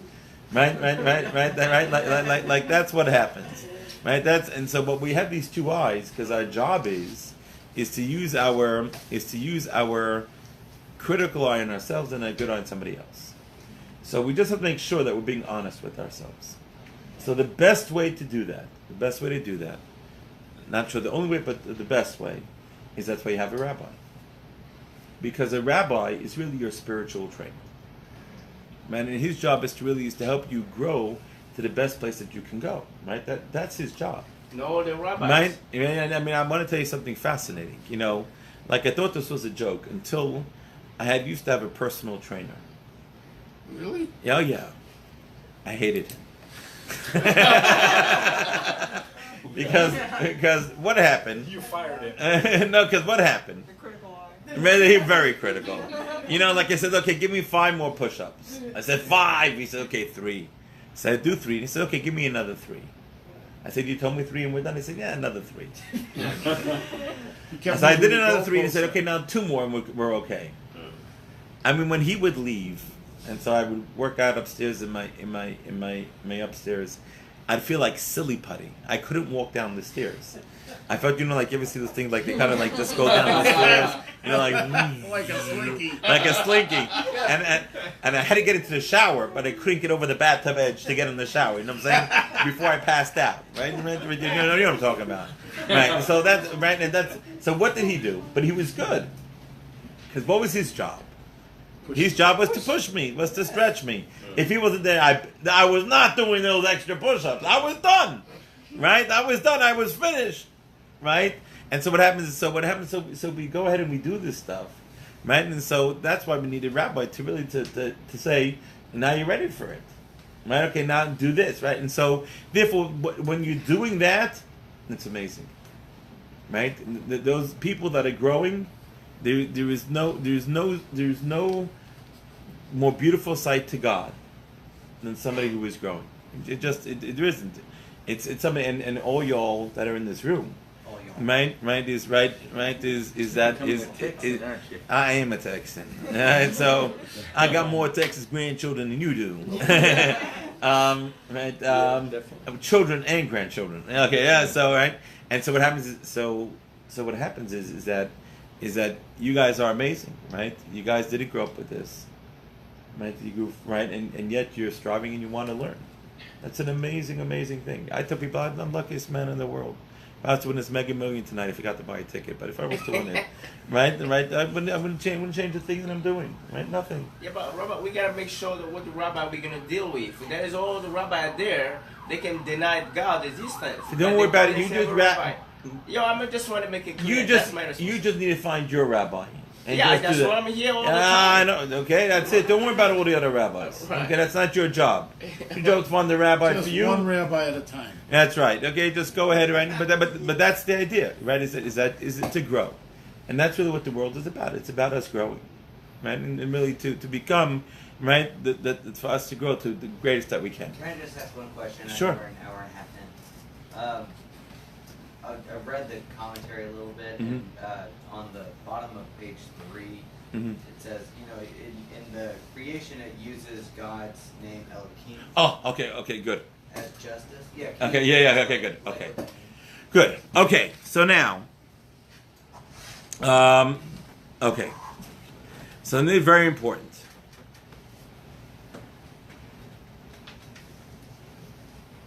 What does the Torah use for God's name? What does the Torah about use what? What does the Torah use as God's name? Adonai and Elohim. Hashem and Elohim. Okay, so the answer is, in the Torah there are many names for God. Yes. Okay, right? There are many names for God. Right? So you said Adonai, there's Elohim, El, Shaddai, Yes. Nora, Ayom, Hamakom. In the Torah there are lots and lots and lots of names for God. Okay? What's fascinating is how does the Torah, what name of God does the Torah use to begin with? Oh, so first of all, slow down. Why does God have so many different names? Why does God Have so many different names of his behavior, Yes. different aspects of the way he treats and the way he judges. Yes. God Justice helps us is understand. all complete, and he can do anything. Okay, so the answer is that when each name of God, it's really a different attribute of God. Yes. Okay, right? It's reflecting a different attribute, right? God has many different attributes, right? So the name of God is going ahead and it has the different attributes of God. But Okay, it's all one. God is God. God is Right. Right, but he's got many different attributes, right? My daughter called me up yesterday. She says, "Okay, so what are we supposed to, how do we emulate God, right? Because that's when it's supposed to emulate God, right?" So I said, "Emulate God, right?" So, right, there are 4 things we see God does in the Torah, right? So that's how we emulate, right? Those are one of the things that we emulate God, right? He clothes the naked, visits the sick, right? Consolation to somebody who's mourning, and burying the dead, right? We see that those are things we're supposed to do.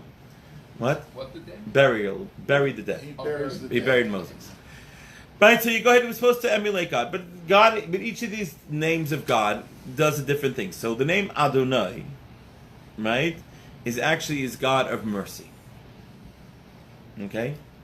The word Elohim Justice. is God of justice. Okay? What's fascinating, now first, what's fascinating is if you take a look,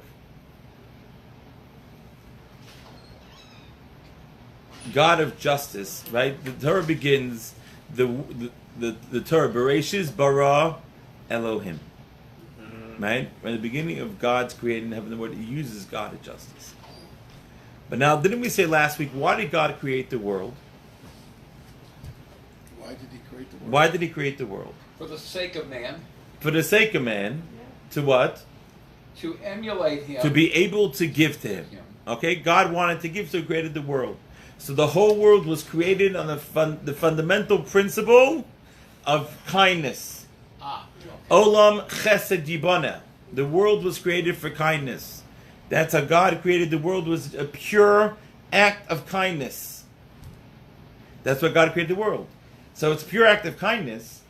Why does God go ahead and use the word Elohim, justice, right? And in fact, the entire first chapter, you didn't know this yet, but the entire first chapter, it only uses Elohim. Because there has to be Right, rules. right, you understand? It only uses God of justice. There has to be rules. Okay. Well, And you have to have justice, otherwise you can't just have mercy. You'll get away with. 1 second. Why not? I want an unlimited credit card. Never have to pay the bills. Sherry, you with me? I'm with Oh you. yeah. Definitely with you. Okay, I got you all signed up. Yeah, I'm all signed Right? up. God of mercy, give everyone free credit cards. That's it. You go forever. Don't worry about paying for it. But then you have brother shame. Oh, so what's the You didn't earn problem? it. You'll So take it for granted. No, that's not the problem. we have to be able to distinguish kindness from something else. No, so we get it. So why can be kindness? We know what kindness is. It's all the good things that God gives us. There will be ungrateful people. Probably. Yeah. We were spoiled brats. Says the Talmud. Okay, right? You hear the question? Just give us all good. Right? Just all mercy. Just whatever. Says the Talmud. If we would go ahead and God would just give us all the good, and we just get good, and that's what we're receiving, right? Receiving all the goodness.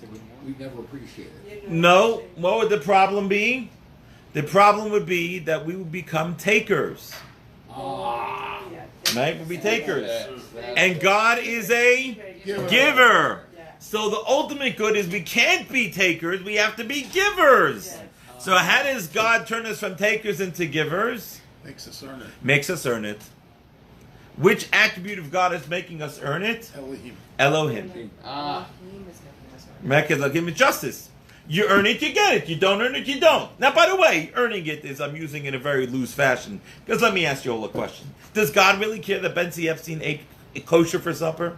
No. Right? Like that's his worry, the big worry in the universe. No. Right? He's got a gazillion planets, right? 12 planets. But he's got a gazillion stars, and he goes ahead and right, all these different worlds, and he says, what did Bentzi Epstein there on planet Earth eat for the supper? Right? You know what I'm saying? Let me check my computer and make sure he's okay. You know, right? But why does God say that? It's because that way I'm doing what He said, and I'm earning my life. Yeah. You're earning your life. Right, in the sense, so I'm earning what I'm getting. So I become a giver to God, not a taker. You got it? Mm-hmm. That's why God sets up the world in a fashion that it's of justice, that you get what you earn, you don't get what you don't get. And He creates the world, and for the first 6 days of creation, it's perfect. It's amazing. And there's one little problem. And that is that man is not that perfect. Right. And as soon as man rolls around, if God was to judge us with strict justice, what would happen? We disappear. We disappear. Yeah. So God has to go ahead and has to now put in mercy. Yeah, and where, so if you take a look, in chapter 2, verse 4. Okay, turn for a second. Turn to page 11. Chad, you want to read it? On verse 4. Page 11, yeah, chapter 2, verse 4. These are the products of the heaven and the earth when they were created on the day that Hashem made earth. Hashem, God, Hashem God made earth and heaven. So all of a sudden, we've said God, God, God, God, God, God, God. The first time he uses Hashem Elokim, right? Right? Hashem God is when now we're talking about the creation of man, right? And so now we're talking about the creation of man, right? That's right. You continue reading, right? And mist descended from the earth and watered the whole surface of the world. Hashem God formed the man of dust from the ground, then he blew into his nostrils, so life, the man became a living being. Right? So that's right. This is right. This is now when he's beginning creating man. He puts Hashem, right? He now puts mercy together with justice. Why? So man can exist. So man can exist. Okay, you got it. Now I'm going to show you something like super cool. Oh, Chad, it's all in your merit. So now, what is greater? God of mercy or God of justice? Neither. They're both important. They have to be together. Both very important. I am so glad you guys are not the creator. They're equal. Justice would be. I'm even more glad that you're not in charge. Mercy. You know what would happen if justice would be king? We wouldn't be here. Right, thank you. I like it here. A little hot for me, but okay, I like it here. That's in the Shema. No, so hold on.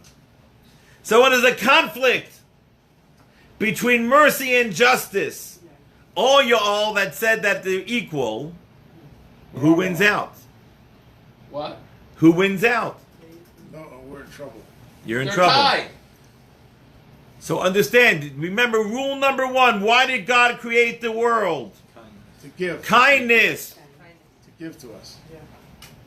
So if that's rule number 1, so is God of mercy first or God of justice? God of mercy. God of mercy. Why is there justice? Because we're To make us So To serve the greatest mercy. Right? Because we said otherwise we'd begin to feel bad because we're just taking and not giving. So justice was created just to serve mercy. Right? You understand? Mercy is the king. Right? Mercy is where it all comes from.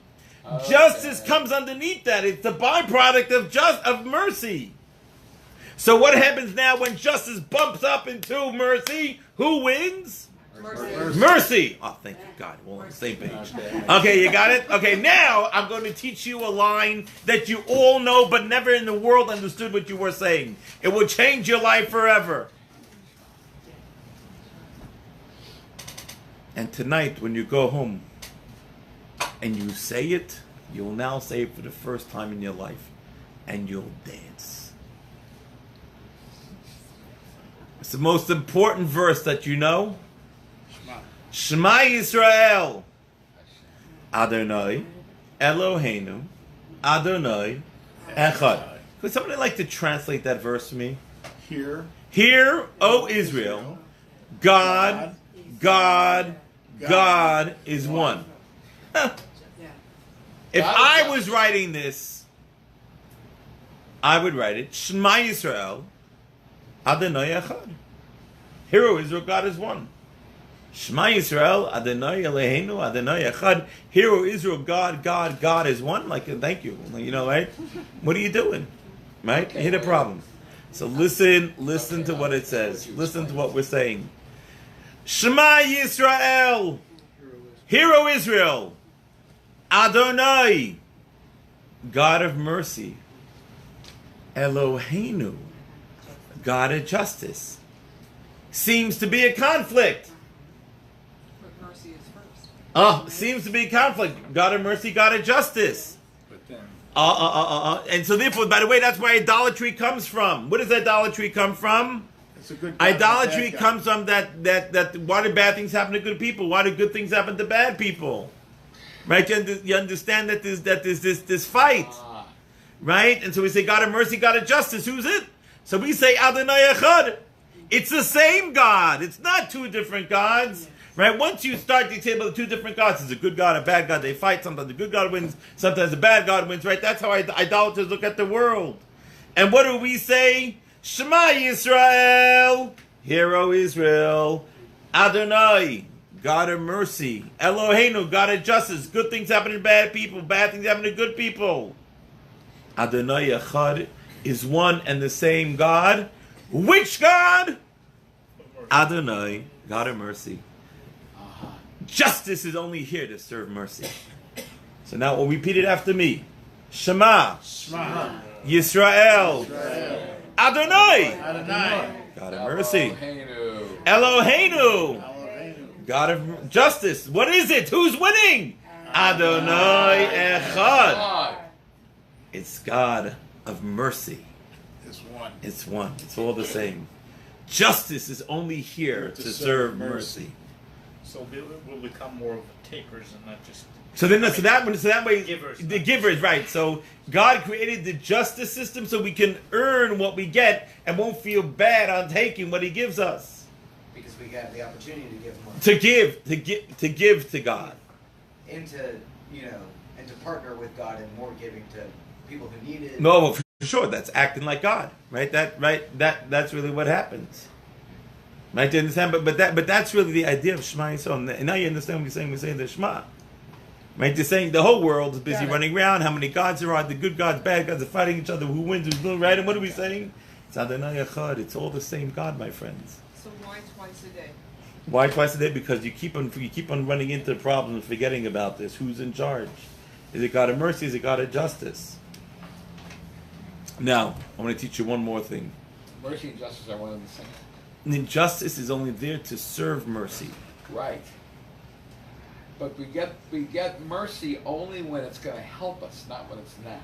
I know, so, okay, slow down. Yeah, slow down, because you get yourself in big trouble, okay? That's really what should be, right? Because the mercy that God gives us has to be good for us, not bad for us. Right, exactly. So what happens is, if somebody goes ahead and starts running up the credit cards and doesn't gonna pay the bills, what does a loving, caring God do? Makes you pay. No. No, stop it. Turns off the car. Oh, okay. Right? Or just shuts you down. Right? Life is over. Right? Because that's what a loving, caring God does. Because God, who doesn't hate you, doesn't love you, will let you spend up, run up the tab, and then take it out of your hide when He's done. When you're done. Right? So you're following. So the whole motivation, what you have to understand is, the whole motivation of the world is all motivation comes from God's love for us. It's all God's kindness. Right? To understand, it's God is just here to be kind, just to give to us. And if there's something that's happening in our world that is not kindness, you have to stop and you have to ask yourself the question, why? Why is this happening this way? What piece am I missing? What do I need to learn? Right? Because the quicker we learn it, the quicker that thing turns into good. Right? But remember, the whole motivation of the world that God created the world was for what? Mercy. Mercy. It's all about mercy. It's all God of mercy. Justice is there only to serve God. And that's why in chapter 1 it starts off just with God of justice. Right? Now I want to ask you one other thing. So how do you say God of justice? Hashem, I don't know. No, God of justice is what? Elohim. Elohim. Right? Okay, God of justice is Elohim. 86. Right. Your llama is kind of. Yeah, sorry. Okay. By the way, what? By the way, just a cute little thing. You want to see something like really cute? Okay, because what the heck? Right? Okay. You're going to do new numbers on this? Or? Well, yeah, I will show you something really cool. Okay. The word Elohim. You know what the numerical value of the word Elohim is? 86. So it's 40, 10, 5, 31. The grand total of 86. Okay? How do you say nature in Hebrew? Ha-teva, and that's Ha-teva. 86. Ha. Te. Teva.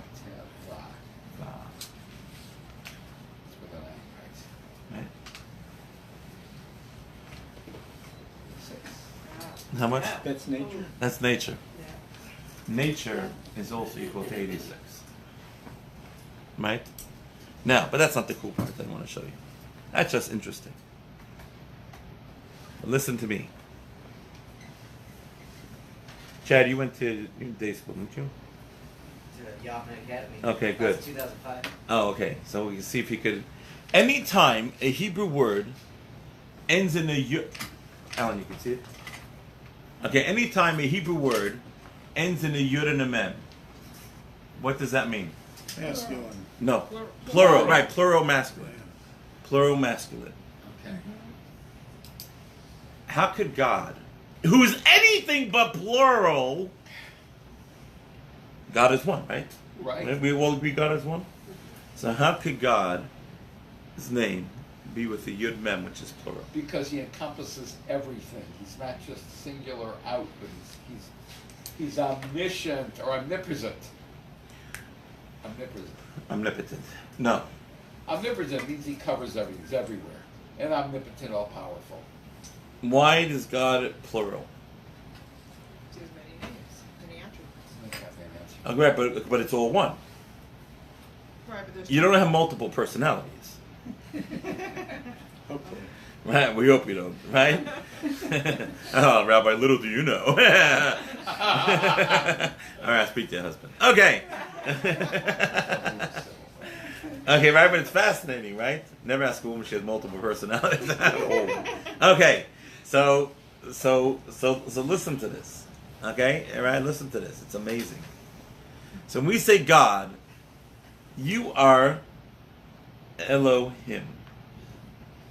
Okay? What happens is, let me explain to you where idolatry comes from. See, idolatry has a big problem. Because what happens is idolatry, you have a world. Okay?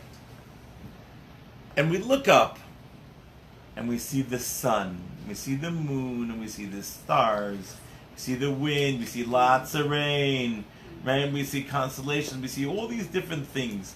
What powers that exist? Yeah. And all these powers sort of interact on the world, right? So looking up, what do we say? Looking up, we say, look at all these powers that exist in this world.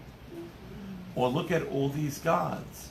You have the fire god, you have the sun god, you have the moon god, right? You have all these powers that exist in the world, right? The word El, what does the word El mean? Aleph Lamed? God, a koch, power.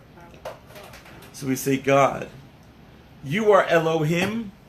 You, God, are the source of all these powers. Right? So we're not saying God, you're plural. We're just saying that all these powers that exist come from you. And that's why Elohim is in plural. You got it?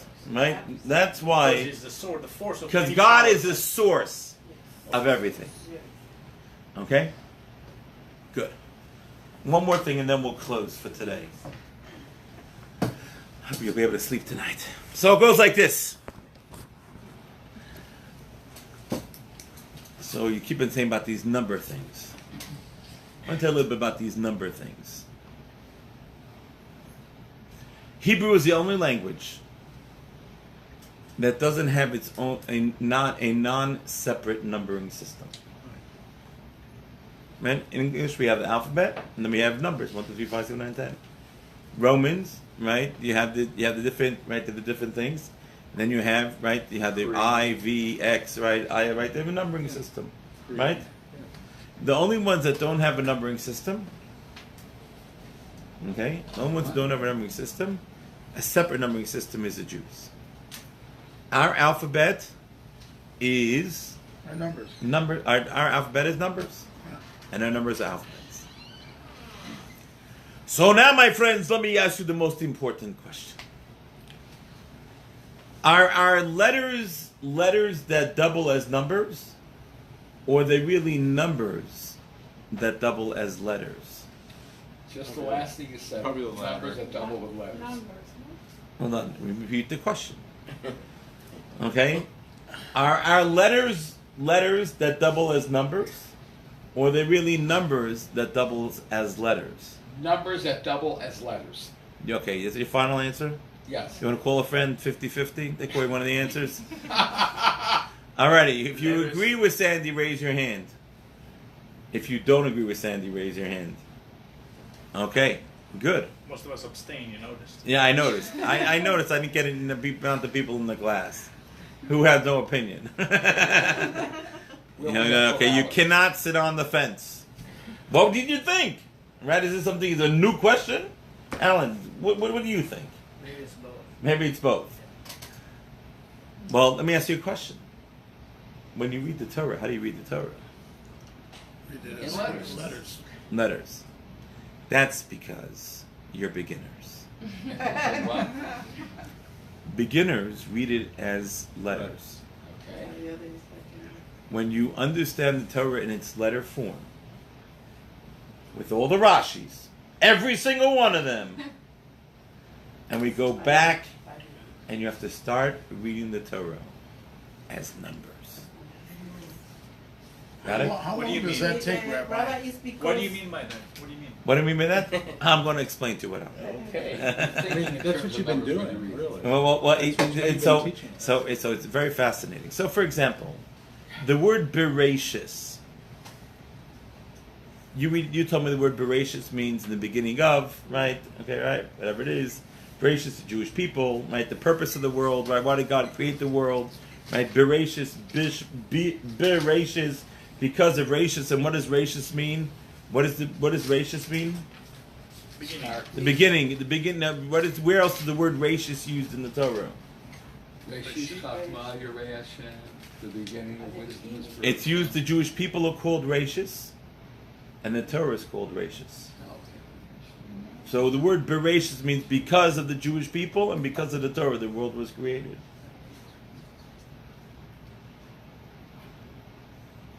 Bereishis, because of Reishis. What's Reishis? Reishis, Jewish people and Torah. But now, I'm going to teach you really how to read it. Bereishis. 2, 200, 1, 300, 10, 400. Got that? Repeat after me. 2, 200, 1, 300, 10, 400. Is that a beautiful sentence? Great. Amazing. Yeah, but how that communicates? Oh, now listen what it means. It starts with the 2. Why does the Torah start with the 2? To show that God is one and we are separate. Then all of a sudden the world was created. There's something outside of God. Right. Good. Okay, so we understand 2. It's under God. What is 200? So the Hebrew numbering system is very interesting. What's the highest letter in the Hebrew alphabet? Tough. Tough. And what does tough stand for? 400. 400. 400 is the highest letter. That's why when you do thousands, you do like that. I showed you that you put that first letter with the chink on top, right? You know what I'm saying? With the little, the chupik. Okay, right? So 200. So it really goes 1, 2, 3, 4, 5, 6, 7, 8, 9, 10. 20, 30, 40, 50, 60, 70, 80, 90, 100. 200, 300, 400. What's shin again? 300. So the highest level of 2 that exists in the Hebrew alphabet is 200. So you have the world that was created with 2. That goes to 200. To 1. What's our job to do with that 2 and 200? Make it 1. 1. Okay, and then you have the 300 and 10 and 400, right? What those numbers mean as well. Means that you could read the entire Torah as numbers, and if you understood what each of the numbers mean, you could read an entire new level of understanding in the entire Torah. Mm-hmm. How many years is it going to take for us to do this? It's a lifetime. Yeah, that's the high sophisticated level. Right. But so one of the ways that this works, is so when you have words that have the same amount of numbers, it's not a coincidence. It's what? Not a coincidence. Right. I mean, I'll tell you something I just figured today. You want to hear something cool I just thought about today? Mm-hmm. It's pretty cool. Yes. Okay. Interesting. What is the longest psalm in the book of Psalms? 144, isn't it? No. What is it? 51. What is it? Ooh. What The psalm is it? chapter? Which chapter? Kufutet. Kufutet, right. Well, chapter 119 is always the Oh, longest. 119. 119, right? 119 is the longest because King David writes 8 verses for each letter of the Hebrew alphabet. How many letters are there in the Hebrew alphabet? 22. 22. So 8 times 22 is 176. Longest psalm in the book of Psalms. Coincidentally, just by chance, does anyone know what the longest Torah portion is? Naso, I think. Naso. Excellent. And would you happen to want to guess how many verses are in the book, or in the Parsha of Naso? 176. Look at that. Robert knows this already. Robert, you're in advanced class. Right? Isn't that fascinating? Psalm 119 and the Torah portion of Naso have the exact same amount of verses. So what is the Torah portion? Nasa. Nasa. What The is book of Numbers. Book of Numbers. Book of, it's in the book of Numbers. It's really, it talks about, it finishes on about the count the Jewish people and the dedication of the temple and just the different offerings that were brought. Very fascinating.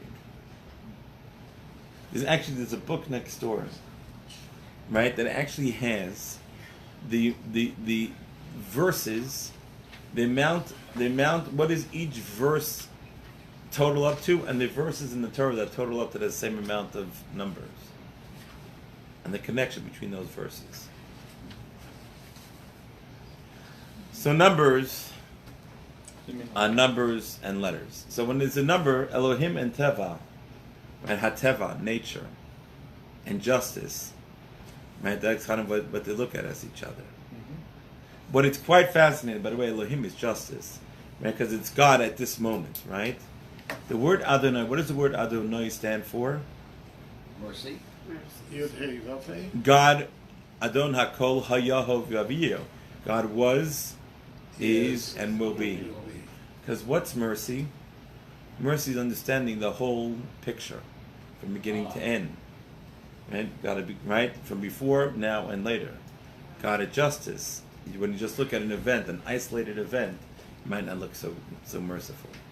But when you put it into the context of was, is, and will be, and you understand how that's all was really the greatest mercy. How do we pay this, man? So anyway, so that's we will stop here. You guys have done further, I think, than I've ever gotten on day in class number 2. Give yourselves a nice round of applause. Alrighty, and next week we'll continue from where we left off. Before we break, a couple things. Number one, just FYI, Binyamin and Kayla, my son and daughter-in-law that just moved back to Dallas, just had a baby girl this afternoon. Thank God, mommy and baby are doing well. Thank you. We'll keep you posted when we're going to do when we'll be having a kiddush in their honor.